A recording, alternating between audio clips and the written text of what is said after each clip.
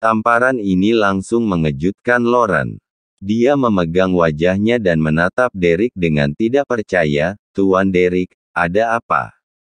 Prak. Tamparan keras lainnya. Derek berkata dengan marah, "Bodoh, apa kamu tahu kesalahan apa yang kamu lakukan?" "Hah? Apa salahku?" Lauren sangat bingung. Glenn dan yang lainnya juga sangat penasaran. Mereka tidak melakukan apa-apa. Prak. Derek menamparkan lagi. Wajah Lauren bengkak. "Tuan Derek, aku benar-benar tidak tahu apa salahku." Huhu. Lauren menangis. Orang lain yang hadir juga penasaran. Derek berkata dengan dingin, "Sudah tahu siapa orang kaya di Audi?" "Aku tahu, sekali memesan 200 miliar langsung," jawab Lauren dan Glenn. "Kalau begitu aku beritahu, orang kaya ini mengunjungi toko Mercedes-Benz kita terlebih dahulu." Derek meraung marah. "Apa?" Wajah Lauren dan Glenn berubah drastis. Yang lain juga kaget. "Ah, orang kaya ini mengunjungi toko kita. Lalu kenapa dia tidak membeli mobil?" Lauren dan Glenn bertanya penasaran. "Mengapa tidak membeli mobil? Itu karena kesalahan kalian. Dia mau datang mau beli mobil, beraninya kalian menghadangnya di pintu tidak membiarkan dia masuk. Bagaimana dia bisa beli mobil?" "Ya, aku juga mendengar bahwa orang kaya itu diusir dari toko Mercedes-Benz. Bahkan dimarahi orang miskin." Duar. Setelah mendengar berita itu, Lauren dan Glenn seperti dibombardir oleh guntur, keduanya lemas. Memang benar, hari ini mereka memang mengusir banyak orang yang datang melihat mobil dengan menggunakan alasan sedang diadakan acara. Tapi siapa sangka ada orang kaya di dalamnya. Orang kaya yang memborong stok mobil sekaligus. Keduanya tercengang. "Lihat perbuatan bodoh yang kalian lakukan. Aku ingin membunuh kalian. Apa kalian sudah tahu apa salah kalian? Kalian mencelakakanku." Derek menggeram. Pada saat ini, dalam toko Audi gaduh. Sekelompok orang keluar mengelilingi satu orang. Bahkan manajer umum Charles tertawa di sampingnya. Orang kayanya keluar. Tidak tahu siapa yang berteriak. Semua orang menoleh. Derek segera menyambutnya, membungkuk seperti anjing. Derek berlari ke depan membuat Nathan terkejut. "Selamat siang Tuan. Aku salah. Aku tidak mendidik bawahan dengan baik." Derek hampir berlutut di hadapan Nathan. Charles memperkenalkan Nathan, "Tuan Nathan, ini Derek, manajer umum Mercedes-Benz Anhemia." Mendengar ini, Nathan tidak mengeluarkan ekspresi. Melihat Nathan tidak berekspresi, Derek hampir mati ketakutan. Benar-benar telah menyinggung tokoh besar ini. "Tuan Nathan terhormat, aku sudah tahu seluk-beluk masalah ini. Ini salahku karena tidak disiplin pada karyawanku. Aku tidak menyangka karyawanku tidak punya sopan santun seperti itu. Aku memohon maaf padamu." Derek membungkuk dan memberi hormat. Segera setelah itu, dia menarik Lauren dan Glenn dari kerumunan ke depan. Nathan perlahan menatap Lauren dan Glenn. Lauren dan Glenn juga menoleh. Melihat ini, keduanya hampir pingsan karena ketakutan. Ternyata orang yang dikelilingi sekelompok orang itu adalah Nathan.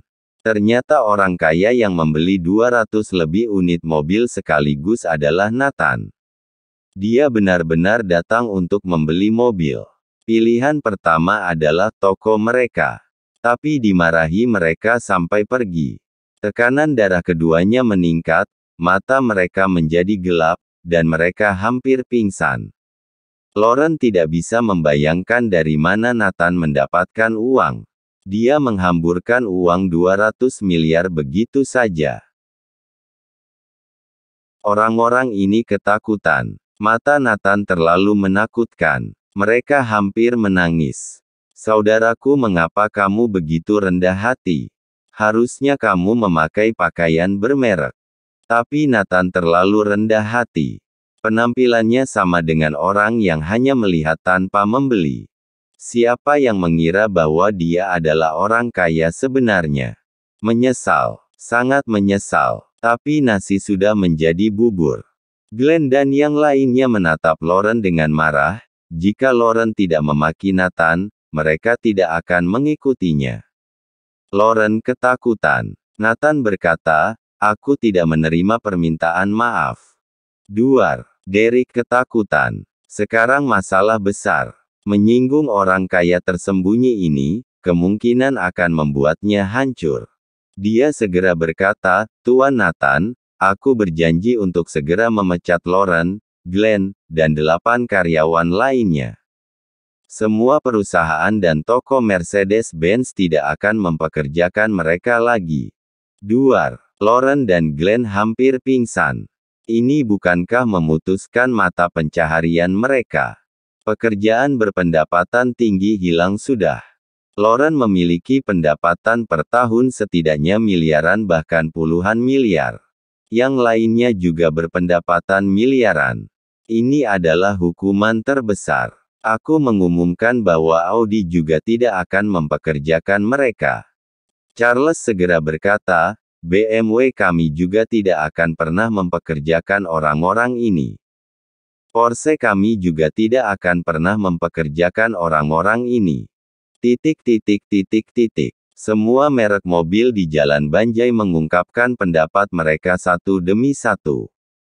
Wajah Lauren dan Glenn menjadi hitam. Ini setara memasukkan nama mereka pada daftar hitam dari seluruh dunia usaha. Tidak ada cara untuk bertahan hidup lagi di Anhemia. Nathan melirik Lauren dengan mencibir, "Apakah penglihatanmu masih salah?"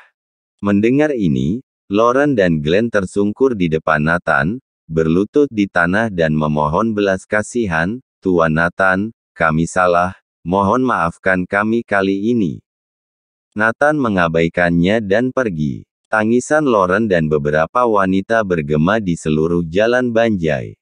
"Penjaga, buang sampah-sampah ini keluar," teriak Derek. Hari ini, di depan gedung kantor Jordan Group, muncul pemandangan ajaib.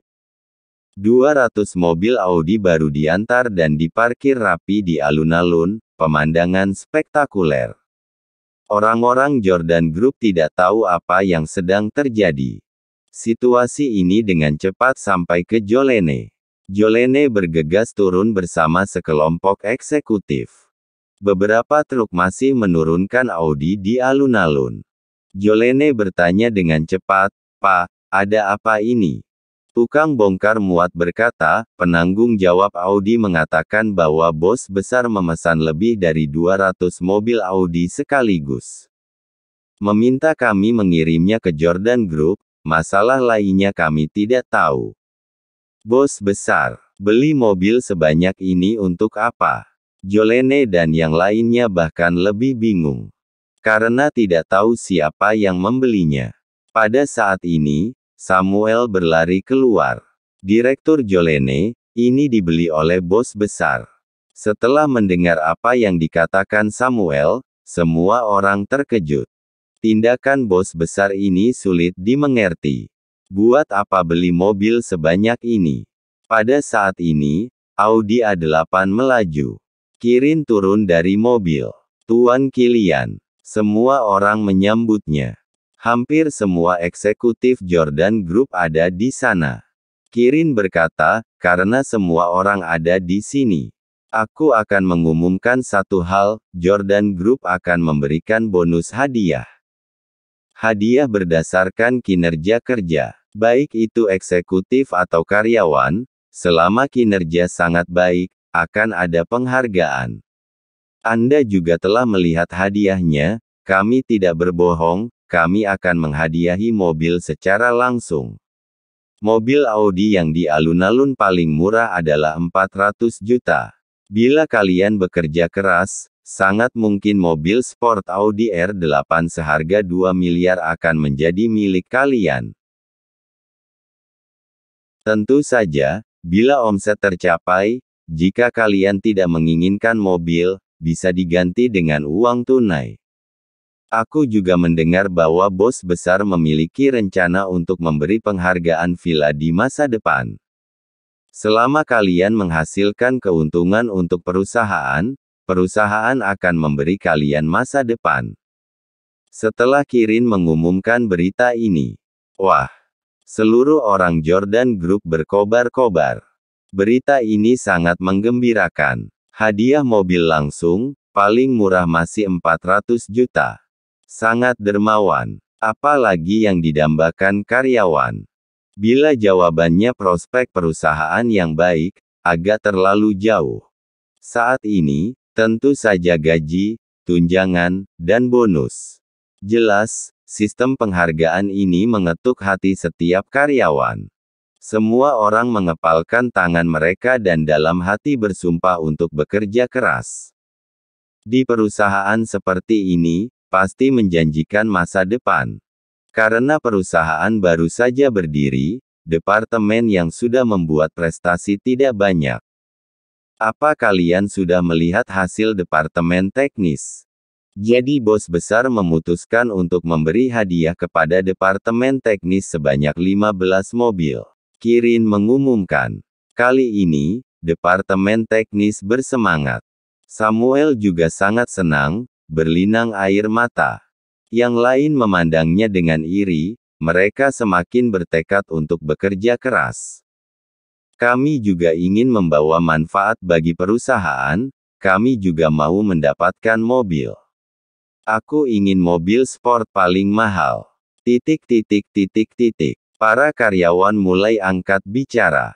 Jika karyawan diibaratkan sebagai prajurit, mereka adalah sekelompok harimau dan serigala yang berteriak.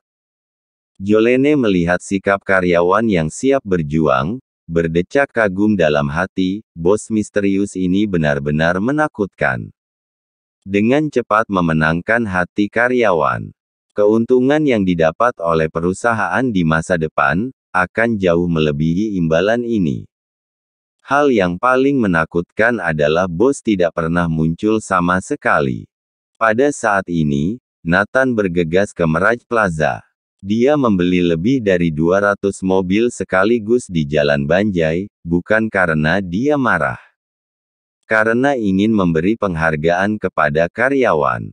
30 mobil diantarkan ke villa tempat Green Dragon tinggal.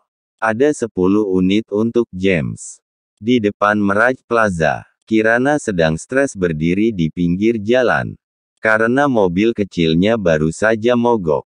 Orang bengkel datang dan bilang mobilnya harus dirombak, menelan biaya lebih dari 10 juta. Mobilnya hanya seharga 30 juta, tidak mungkin membayar biaya perbaikan. Saatnya membeli mobil. Kirana bergumam pada dirinya sendiri. Saat itu jam sibuk dan sulit untuk memanggil taksi di sisi jalan. Sebuah mobil tiba-tiba berhenti di samping Kirana, jendela diturunkan, seorang pria muda melepas kacamata hitamnya dan berkata sambil tersenyum, "Hai cantik, mau kemana?" "Aku antar saja." "Tidak perlu, terima kasih." Kirana menolak secara langsung. "Jangan salah paham, cantik. Aku bukan orang jahat. Aku juga bekerja di Mirage Plaza, di Stanford Group sebelah perusahaan kamu. Perkenalkan, aku Yahya, Wakil Direktur Departemen Pengadaan dari Stanford Group." Yahya turun dari mobil dan menyerahkan kartu nama kepada Kirana. Dia telah mengamati Kirana beberapa hari, kebetulan ada kesempatan untuk berkenalan. Dia juga membual kepada rekan-rekannya bahwa dia pasti akan mendapatkan Kirana. Kirana mengambil kartu nama itu dengan sopan. "Silakan Nona, mau kemana? Aku antarkan." Yahya melirik mobil dan berkata sambil tersenyum, "Ini adalah mobil Tesla yang baru aku beli, seharga 800 juta. Bagian dalam mobil sangat nyaman dan sangat cocok untuk Nona." "Tidak. Aku akan naik taksi saja." Kirana masih menolak. "Aku antar saja, kita semua tetangga, tidak perlu takut." Yahya mengulurkan tangan untuk menarik Kirana. Tut-tut-tut. Suara kencang klakson. Baik Kirana maupun Yahya tercengang. Mereka semua melihat ke arah mobil Audi 7 RS. Harga hampir 2 miliar. Ini lebih mahal dari Tesla milik Yahya. Saat kaca jendela diturunkan, terlihat wajah yang familiar.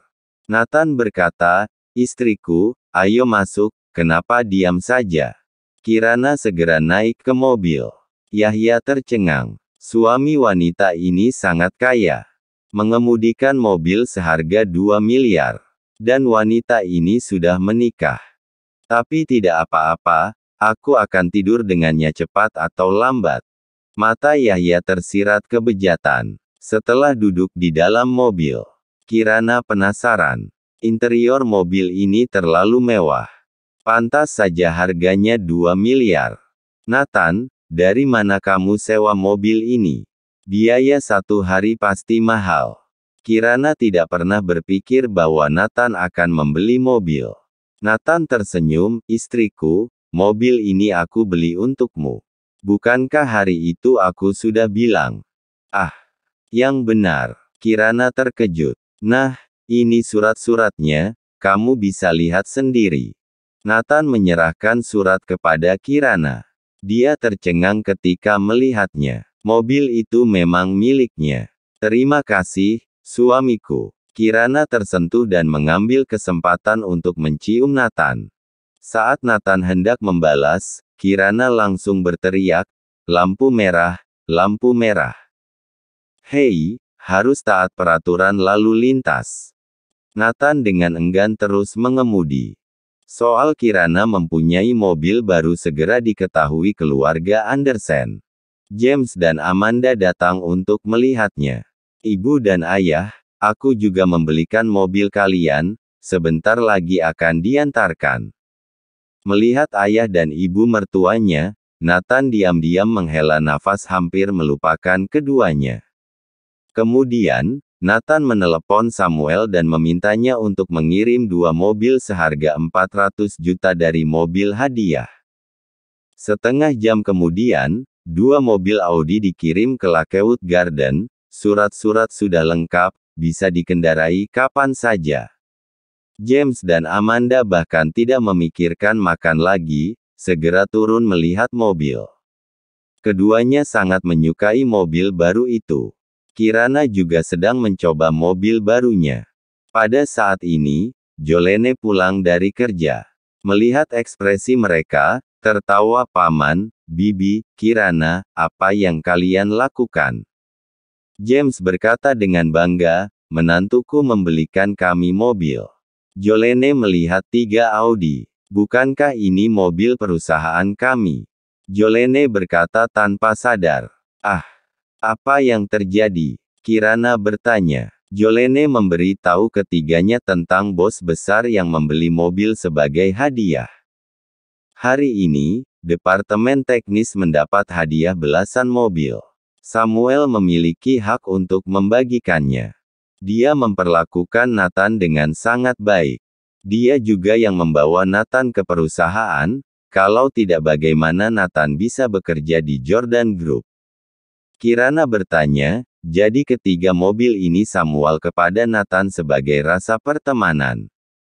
Pasti. Tolong rahasiakan masalah ini. Jika diketahui karyawan lain, pasti mereka kecewa. Lagi pula, Nathan setiap hari tidak melakukan apa-apa, tetapi bisa 3 mobil sekaligus. Jolene mengingatkan. Sejujurnya, dia tidak terima. Mengapa Nathan mendapatkan 3 mobil tanpa melakukan apapun di perusahaan? Salah satu mobil masih berharga 2 miliar. Dia tidak terima. Karyawan lain pasti juga tidak terima. Setelah mendengarkan, ekspresi James dengan cepat meredup. Dipikir itu hasil kerja keras menantunya, karena sudah kembali bangkit dari keterpurukan. Membeli 3 mobil sekaligus untuk membanggakan mereka, sekaligus untuk memenangkan kemuliaan bagi mereka. Tanpa diduga, itu dihadiahkan oleh orang lain untuk pertemanan. Meski mobil sudah di tangan, tetapi jadi tidak nyaman untuk dibawa. Lagi pula, bukan dibeli oleh menantunya. Dan harus dirahasiakan, tidak boleh ketahuan orang. Membuat mereka frustrasi. Paman dan bibi, jangan marah, lagi pula ini niat baik Nathan. Jangan khawatir, aku juga sudah menyetujuinya, kata Jolene. Baiklah. Setelah Jolene setuju, James dan Amanda merasa jauh lebih nyaman. Tapi tetap tidak puas dengan Nathan. Jika diketahui orang lain akan membuat malu. Untungnya, Jolene mengingatkan. Nathan yang sedang makan tidak tahu apa yang terjadi di luar. Ketika dia melihat James dan ketiganya kembali, dia bertanya, "Ayah, Ibu, apakah kalian menyukainya? Jangan lakukan hal yang memalukan lagi di masa depan." James berkata dengan marah, "Ya, kami telah menerima niat baikmu, tetapi hal semacam ini jangan lakukan lagi, aku tidak ingin malu." Amanda juga sangat marah. Nathan tampak bingung, ada apa? Apakah Samuel setuju untuk mengirim mobil ini? Kirana bertanya. Ya, dia yang mengirimnya. Nathan mengangguk. Karena kenyataan memang begitu. Berarti benar. Kirana dan kedua orang tuanya tidak berbicara lagi, membuat Nathan bingung. Keesokan harinya, Kirana dan kedua orang tuanya mengendarai mobil pergi bekerja lebih awal. Setelah Nathan keluar, dia bertemu Jolene. Jolene meliriknya dan tersenyum, "Ternyata kamu masih tahu diri, tidak terlalu serakah." "Hah? Apa?" Nathan bertanya. "Kupikir kamu akan mengendarai Audi juga." Jolene mencibir. Jolene langsung pergi. Nathan tersenyum dan mulai berlari. Beberapa hari ini dia berlari untuk pulang pergi. Dia sudah terbiasa dengan itu saat di militer. Bila sekarang tidak lari, sekujur tubuhnya akan merasa tidak nyaman. Lakewood Garden merupakan area lingkungan atas yang disertai banyak taman, sangat cocok buat para penyuka lari. Beberapa taman dibuat saling berhubungan dengan jalur lari yang jaraknya beberapa kilometer. Minggir, minggir, tempat ini diblokir. Yang lari silakan ke tempat lain. Pada saat ini, Nathan berlari sampai tim penjaga keamanan dan beberapa anjing polisi terlatih. Semua pelari maupun pejalan kaki dihadang. Nathan melihat sekelompok besar orang di belakang penjaga keamanan, beberapa membawa kamera, alat pemantul cahaya, dan komputer. Sepertinya dari tim selebriti. Yang paling mencolok adalah seorang wanita cantik yang digendong oleh 4 pria, seolah enggan berjalan sama sekali. Wanita itu juga mengeluh dengan marah, "Pelan-pelan, jangan goyang, sekelompok idiot." Tak hanya itu, wanita tersebut juga membuang kulit pisang ke pinggir jalan. Seseorang mengenali wanita ini dan berkata dengan terkejut, "Bukankah ini selebriti internet Erika?" Di video siaran langsungnya sangat sopan, "Mengapa kenyataan seperti ini?" Ya, karakter Erika adalah seorang gadis dengan energi positif, mengapa aslinya sikap dia begitu buruk? Semua orang sangat bingung. Hehe, banyak selebriti internet seperti ini. Di kehidupan nyata sifatnya buruk sekali, semua yang kalian lihat di layar hanya bungkusan saja. Semua orang mencibir. Nathan sedikit marah. Selebriti internet juga menggunakan hak istimewa. Juga mengosongkan orang yang lewat. Bukankah taman adalah tempat umum? Sekelompok penjaga keamanan datang ke Nathan, "Minggir. Apa yang kamu lihat? Mohon like dan subscribe channel ini, agar channel ini terus berkembang. Terima kasih."